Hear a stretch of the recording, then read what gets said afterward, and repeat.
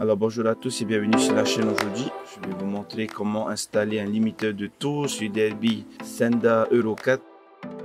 Pour commencer, je vais vous montrer ce qu'il y a dans le sachet. Vous avez le limiteur avec tous les câbles qui suivent, l'interrupteur on et off comme écrit à l'arrière sur l'interrupteur. Vous avez le câble rouge que vous devez connecter avec le CDI et vous avez la prise de masse. Alors vous avez aussi ce petit système qui vous sert à brancher le fil du CDI avec le fil rouge du limiteur.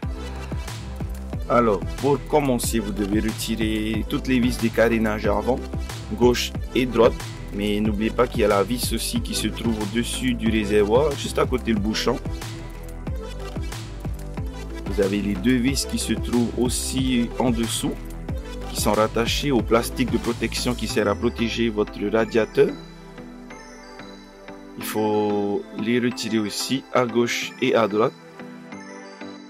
Voilà, j'ai pu retirer le cache complet, sans forcément retirer le ressort qui se trouve au-dessus pour le cache du réservoir. Alors vous avez aussi ce plastique, cette protection qui sert à protéger votre CDI, vous devez le retirer aussi.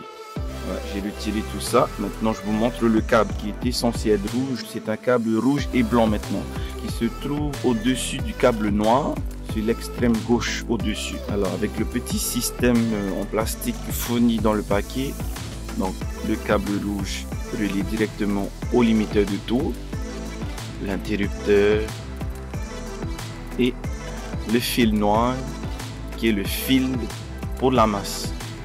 La vis de masse se trouve entre le réservoir d'essence et le réservoir du liquide à refroidissement. C'est là où est vissé votre fil de masse pour le CDI. Voilà, comme vous pouvez voir la vis là. Alors pour moi, le réglage de limiteur, je l'ai mis à 4. Donc 3 et 4 sont pour ma part des réglages qui sont assez appropriés.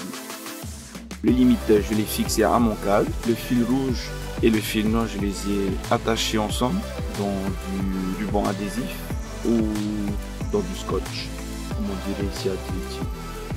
Et je l'ai enroulé et l'ai laissé à côté du CDI dans le cache en plastique qui sert à protéger le CDI. Donc je l'ai mis là, on voit pas bien, c'est un peu flou, mais je l'ai laissé là. Et l'interrupteur, je l'ai fait passer à l'intérieur de mon T de fauche, puis je l'ai passé à l'arrière de mon cadran pour pouvoir le mettre juste là. J'ai percé un trou sur mon cache en plastique pour pouvoir visser l'interrupteur et le visser dessus ensuite après. Donc comme vous pouvez le voir, on et off. Et voilà, je vous montre les tests du limiteur sur ma moto sur la route. À tout de suite.